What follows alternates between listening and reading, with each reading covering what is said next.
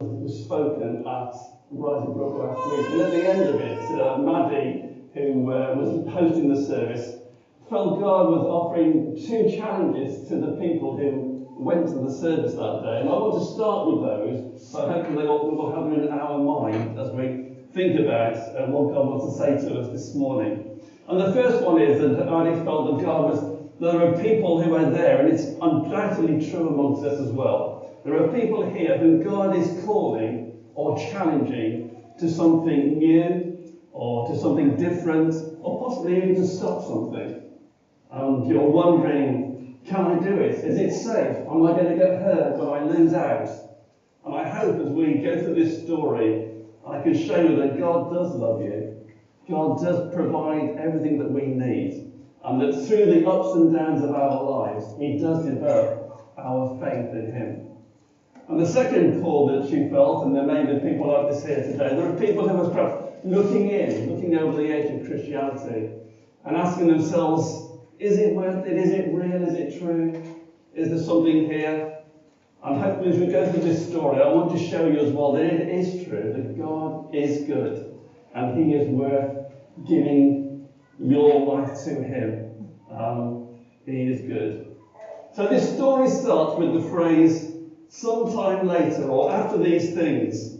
And it's an interesting, the word, you must have heard this from someone say before, when you hear the word therefore in the Bible, you shouldn't just crack on. You should stop and think, what came before therefore? And when I read these words here, in the version I was reading, it said after these things, although it says here sometime later. My first thought was, after what things? And interestingly enough, God had really blessed Abraham. It says in Genesis 21, the previous chapter, in verse 22, at that time Abimelech, he was a local king in the area, and Phicol, the commander of his forces, said to Abraham, God is with you. What a wonderful testimony. They had watched this man. Abraham had been called by God many years ago from a completely foreign land, somewhere in Iraq, Iran. And God said to him, I will take you to a new land. And Abraham went. God kept him. And then when he got to this new land, he said, I will give you all of this land, a land of milk and honey, a land that will provide for you. And he travelled throughout that land amongst nations and other people that didn't know him, didn't trust him. Time to time, people attacked him. His nephew Job was taken, and Abraham called on God, said, "Help me," and went and rescued his son. There was famines in the land. God asked God to deliver him, and God found him places where he could eat. Throughout his life, God blessed Abraham. And God made him a rich man. He was an astute businessman. And this king, Abimelech, said to him after all this time, I can see God is with you.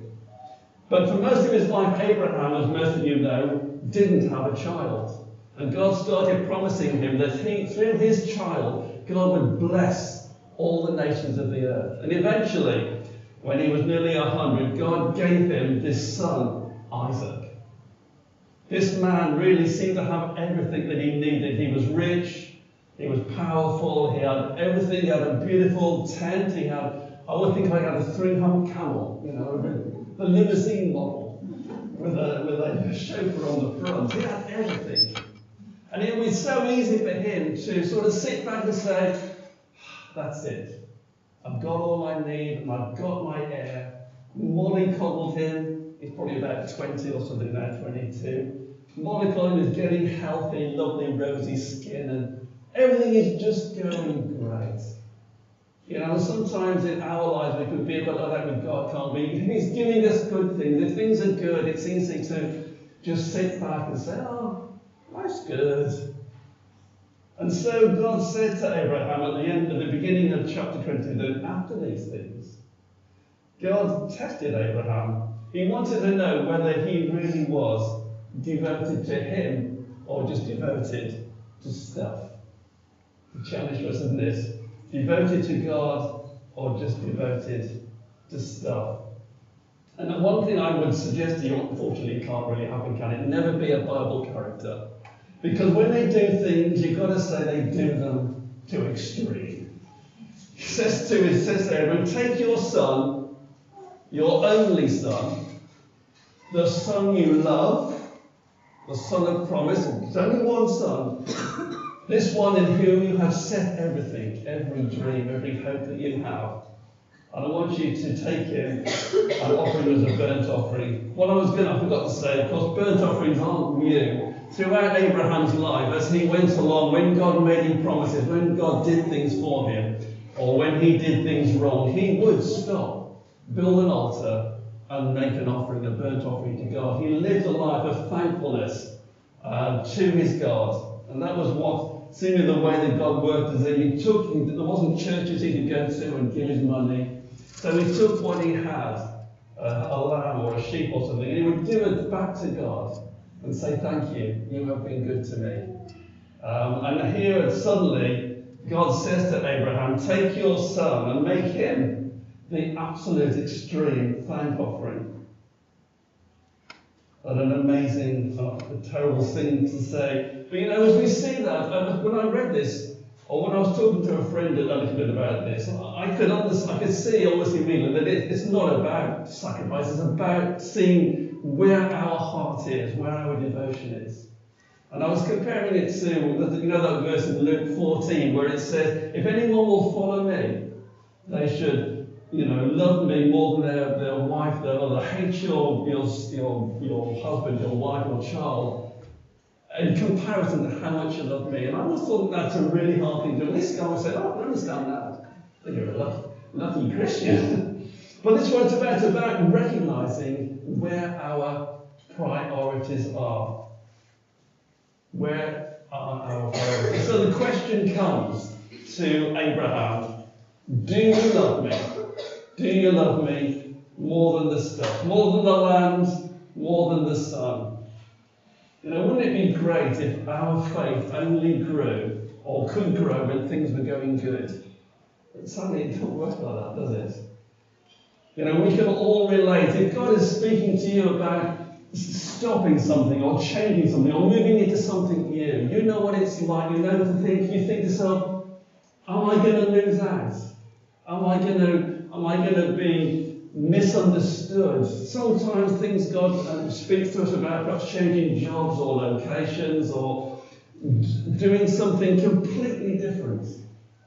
And we can be wondering, what's my wife going to think? What are my neighbours going to think? So many things go through our minds. So when Abraham is challenged to make this, you can imagine his night as he lay on his bed thinking, what's God saying? What can he mean? Is God good? Are his promises true? Can I trust him? Is it possible? Something we can all recognise. You must think to yourself, God doesn't do horrible things. He looked back in his life, God had been good to him. And so the enemy can whisper in, just think what the neighbours will think. Just think what it'll do to your relationships. All these things go through our minds, don't they, when we are challenged. And the question is, like Abraham, as he struggled that night, is God good? Does he know what he is doing?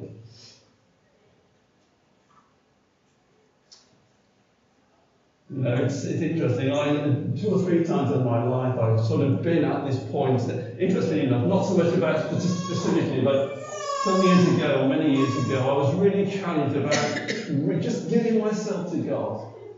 And in those days, when I was a young Christian, the big fear was that God would call you to be a missionary out in Mongolia or somewhere. And we used to joke about those who were called to Hawaii. But for some reason, there was always that thought in the back of your mind that if you were to give God everything, he would ask you to do something really horrible. And I remember struggling with this for, it's been quite a while. I'm sorry if I've told this story before. And I remember one night I went to see or visit my old pastor as it was then, and we prayed for a little while. And they had a prophecy about God taking the suffering out of any cup that I might drink. And it just transformed it for me. Yes, God is good. Once before, when I was a lot younger as well, I thought that God was leading me to a life of celibacy. And when I met a young lady who seemed so wonderful, it was a real challenge. I tried to seek God and say, what's the right way to go? What is your will? What is good? What is best? And God led me into a delightful place for that. But more recently, that same idea about giving all has come back to me. I'm kind of coming nearer to retirement, heartily, I know. Not younger than Chris, don't I? But, as we do that, and so you're starting to give up, work and all, the income and stuff, it brings you into a new dynamic of living and how you're going to go on. But throughout most of last year, I had this nagging thought, and I meet with a couple of guys and we pray on Sundays, and I shared it with them, asking them to help me to say yes to God, whatever. Yes. It's not easy, is it? It's not easy. But Abraham was in that same place, and he struggled all night, wondering what would he do? What would his answer be? Do you love me more than stuff? And the following morning, he got up early. He got up. The answer was, he put the next slide up. He said the answer was, yes, I do. Even if I don't understand. He had no idea what God was saying. All he knew was that he wanted to put God first. Yes, God was the number one thing in his life. And so he got up early and set out. Somehow he found that place of trust, a place where he was prepared to go before he knew the answer. A place which God is calling us to say yes before we know the answer to what he is going to be doing for us. 1 Peter talks about this refining of fire. Through these ups and downs of life that we go through, God is refining us. I read a fascinating quote by Matthew Henry, which says this, the faith of good people is tried, A, that they may have comfort in it, B, that others... others that... it's missing. Do you know, my computer crashed. Well, I tried to do a spell check, actually, on the Word document, and I don't think there can be a file in the library file. Anyway, it just crashed, so half of that quote is actually missing. But what it was going to say was that the faith of good people is tried, A, that we may have comfort in it. When we go through these trials, we discover whether we do trust God or not. We discover that he either is or isn't good. If we put our hand in his, we discover he is good. And of course that is both through the good and the bad times. Abraham had his own ups and downs. There were times when he was attacked. There were times when he didn't have food. But in those times, God was still good. And it's the same for us, isn't it? Sometimes things do not go the way we want. But through those times, God is still there with us. So it's good for us. It's also others. It says that God will get the glory. As we recognise his goodness, as it said on that slide, we bring him praise as we discover how much he loves us and how much he cares for us. And thirdly, others get the benefit of it. So often what God does in us brings benefit to other people as well. I've got a friend who's had a really difficult time at work over the recent times, and we've been praying about it, and it's been really difficult for him. But it's been fascinating as well, this now comes to an end, that other people see a difference. It brings something into that place that wasn't there before. There's benefit, there's glory for God, benefit for others, and we too get comfort in it. So God is working to do something. And it's amazing the depth of the assurance that somehow Abraham had got in this story. He said, was it in verse 3? When they reached the mountains, he said, you guys stay here with the donkeys. I and the lad will go yonder and worship, and we will return. He didn't know about resurrection in those days, did he? Somehow, what is God doing? We will return. That's amazing, isn't it? We will return. And he goes on to say a little bit farther when Isaac. It was an interesting fellow, isn't he, Isaac? Isaac says to them, Dad, we've got the wood, we've got the fire, but where is the lamb for the sacrifice? And Abraham says, God will provide. That's what it's all about. In our misunderstanding, in our challenge, in what God is saying to us, in all the things that are going on in our life, God will provide. Hallelujah. So, what was the outcome? Was Abraham's confidence justified? Can you imagine if it was me, if it had been me and my son Ben, when I got there, I would have really taken a lot of care with that altar. You know, I'm looking around under every stone, so there's a lamb just knocking around somewhere. And then I've got to go get the wood on the fire. You can imagine it, can't you? And we do it, don't we? We just hang back, we take our time. We don't get in there and just believe God's going to do something. We're thinking, come on, God. Is it behind this? Is it behind that? Sometimes, you know, God does leave things very late, doesn't he? Where's he works for us? But he's always providing.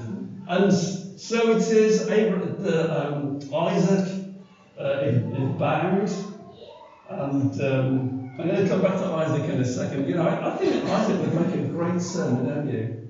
We discovered he's intelligent, asks the right questions. But what about this thing? It seems to me, you know, why did Isaac let Abraham bind him? You know, I'm sure this is like a second love story. There must have been such a relationship of trust between those two people, mustn't there? I mean, I guess Isaac didn't fully understand God like Abraham did, but somehow he was prepared to trust his father, to know what he was doing. It's a wonderful picture, isn't it, really, of God and Jesus, I guess. There's a third love story. There's Abraham and God. There's this love, this relationship between Abraham and Isaac that allows him to be submissive and obedient to his own father. But this story goes on to talk to us a slight digression about, it's a lovely picture between God the Father and Jesus the Son as well.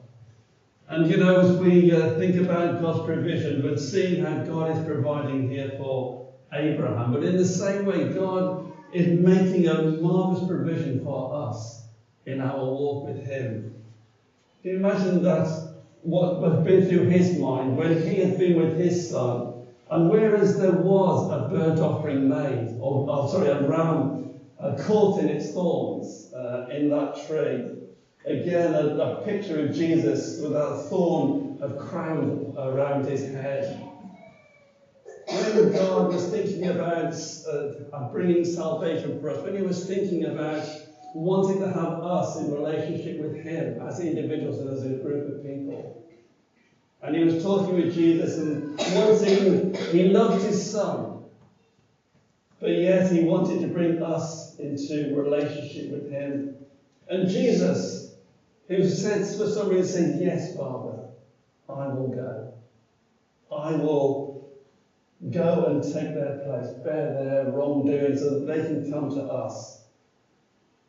You can almost, it's been in the same way you can see Abraham struggling with Isaac, and we struggle with the challenges that God gives to us. God and his son struggling to show that love. This is the ultimate sacrifice, isn't it? That God loves us all so much. He has made provision right from the very base to take away our sins, to bring us into relationship with him, to give us the opportunity of heaven and eternity, and also to share in goodness with him on a day-by-day basis.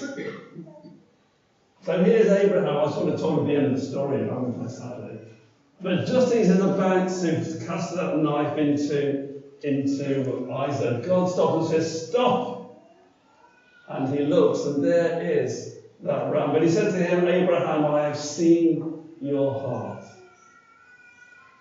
There was never any thought of death or anything to Isaac.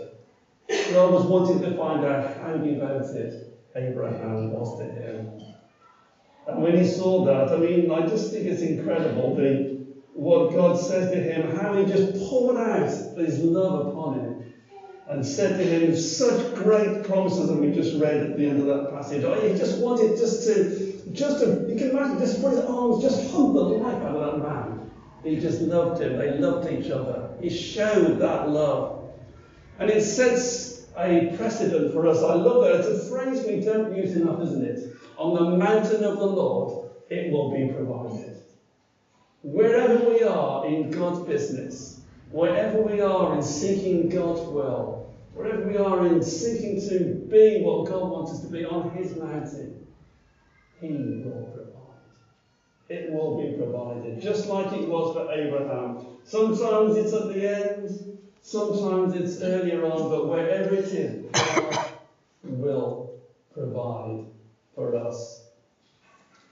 He wants us to know that as we give our hearts to him, good will come. He will provide. He is with us. Those two challenges I made to you at the beginning about if God is calling you, challenging you into something new or to stop something or whatever it might be assured. On the mountain of the Lord, it will be provided to you. He won't let you go without. He won't let you suffer, as it were. He will be there for you. As we look to apply it to ourselves, there are the two questions that I sort of put on the back end here. Do you trust that God will lead you? Do you trust that his promises are true? Do you trust that he will look after you? And is he better than the good stuff you have? So often for some of us, we can see our lives going on ahead of us. We've got nice jobs, nice homes, nice futures. It's not always going to be like that. The most important thing is having our foundation in God, in our Father. And as we do that, then he will be with us. He will keep us. He is worth it. He is worth it, isn't he?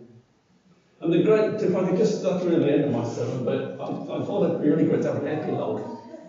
Because it's fascinating, if you read the end of this passage, as soon as they got back to camp almost, and you can see that God had given him this great big hug, he got the 24-karat gold stamp on his face. And you think, it should all be good now. As soon as he got back, he said, great news, Abraham, you heard about Nahor, your brother. He's had 8 sons. And Isaac thinking, I've only got one. But there's actually nothing in here. It just makes me think that Abraham must have thought, wow, 8 sons, what a lucky young man. 1, 2, 3, 4, 5, 6. Just like the stars in the sky, When we go back after we've had a big challenge, or even after small challenges, other challenges will come. But God is unchanging. Hallelujah. Amen.